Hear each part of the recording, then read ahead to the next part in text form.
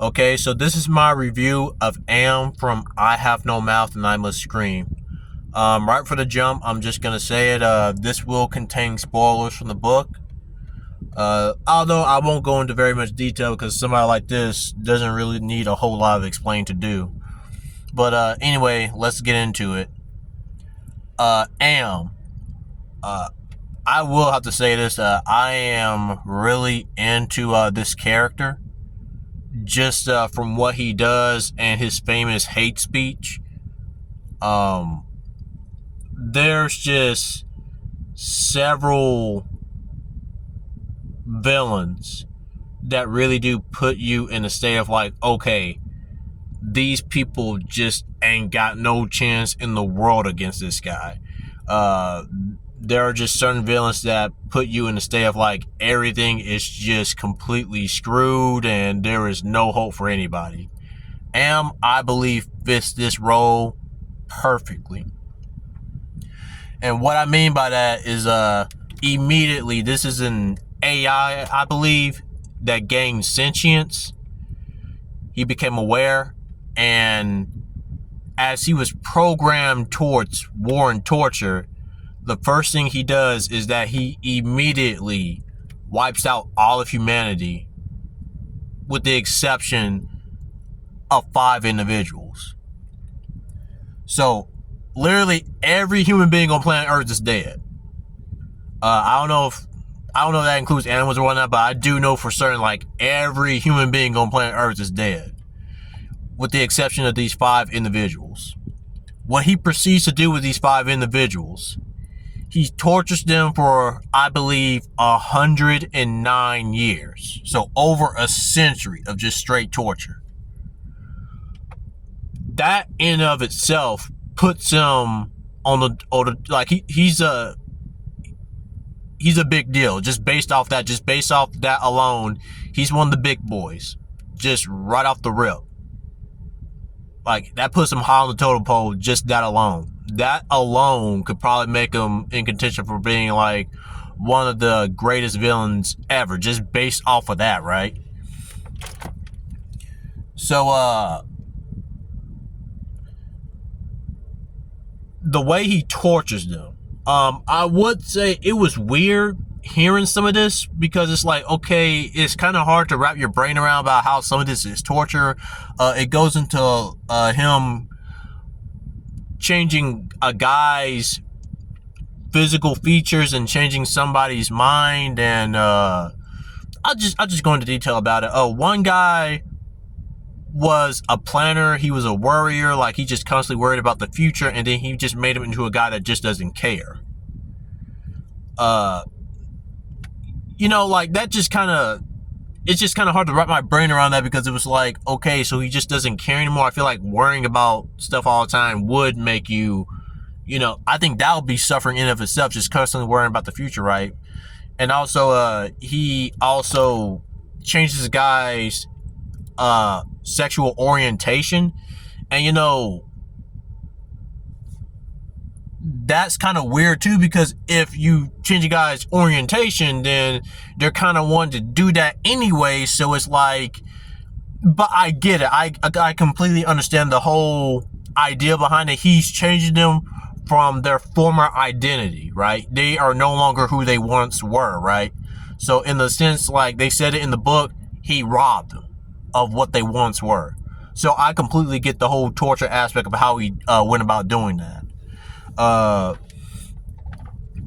As the story progresses, you see just how bleak and hopeless it gets, and it gets to a point to where when the characters start killing each other, you view that as a win. This being made things so hopeless, so bleak, that you view them killing themselves as victory. That's them winning. I'm pretty sure I wouldn't even call this a story. This is more like them just experiencing things, because with certain villains, there's always like a fighting chance against them, right? Like, there comes a point in the story where, okay, there's hope that they might overcome this op. There's hope that they might get over on this villain. With Am, that was never a thing. They were just experiencing what Am just had in store for them. That's it. There was no fight. There was no hope. It was just suffering throughout the whole book. And Am just puts the audience themselves. He puts the audience reading the book in a state to where these guys just got off themselves quick before Am can respond to it. So I just off that alone, I think Am is he's just a big boy just off of that. Now, with that being said, I went over I am in love with his hate speech, and also the points where he enters the main character's head and starts toying with him and the stuff. And I believe it was something that he said before, while he was in the main character's head, just the stuff he says and how he affects the main character mentally, the way he goes about doing things, and the stuff that he actually does in the story. He's definitely one of the top villains ever. Just my opinion. But that brings me to his whole motivation to do this in the first place, right?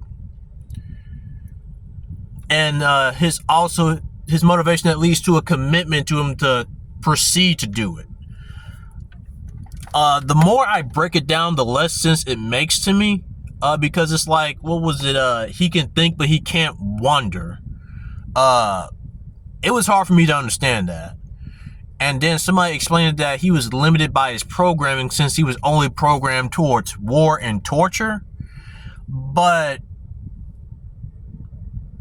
that also is kind of hard for me to wrap my head around, because it's just, I guess you could say, for him to keep them alive for 109 years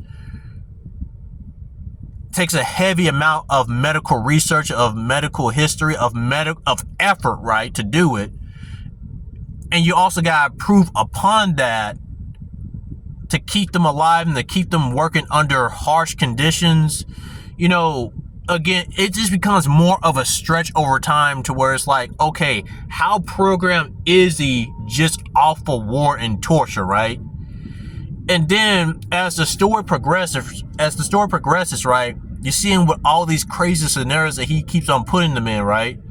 And it's like, it just becomes, it's gonna sound like I'm picking on it just by saying it, but it becomes almost laughable to a certain extent, because it's like, you see him do all these crazy scenarios. It's like, it gets to a point to where this is somebody that could do anything.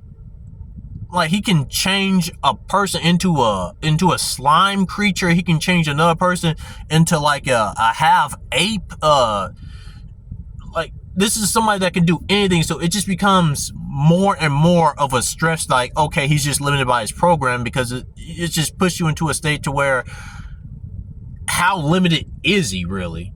Because it's not too hard for me to believe, and this is just me thinking off the top of my head, like, he couldn't force somebody to make him operate outside of his programming, especially if the scientists or whoever made him knew that he would exterminate all of humanity if he didn't.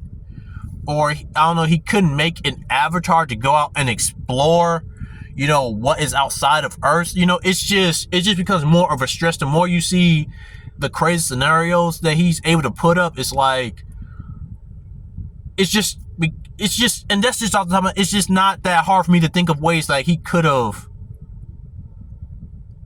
found the way to expand on himself or operate outside of his programming to where he doesn't feel trapped as he does. And it, in a sense, he's almost like a reality warper. So as the story kept on going, it was like, how programmed is he into war and torture? Because it doesn't seem like that's all there is to it. It seems like there's more to him. But in any case, that's just one part of it. And yeah, the more you break it down, the less sense it makes and the more far-fetched it gets. But again, with what he actually does in the story, with how he puts them into such a distressing situation, and just the craziness, the pure insanity of what he put these 5 individuals through, and what transpired before that. In summary, M is definitely up there with some of the baddest dudes in fiction. There's just no contest. That's just an objective statement as far as I'm concerned.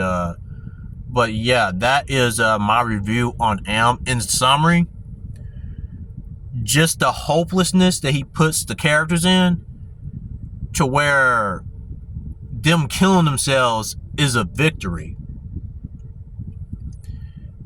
And just the sheer insanity of the actions that he does in the story. It's just pure insanity. So just off that, that's pretty much enough for me to like take a liking to him. Then not for only me to take a liking to him, for me to consider like he's definitely one of my favorite villains. But I do have to also bring this up. The motivation does fall a little bit flat for me, because it's one of those things, like the more you try to look into it, the more it kind of makes less sense after a while. But again, with everything that I stated before, M is definitely up there with some of my favorite villains, though, no doubt. So yeah, that's my review on M.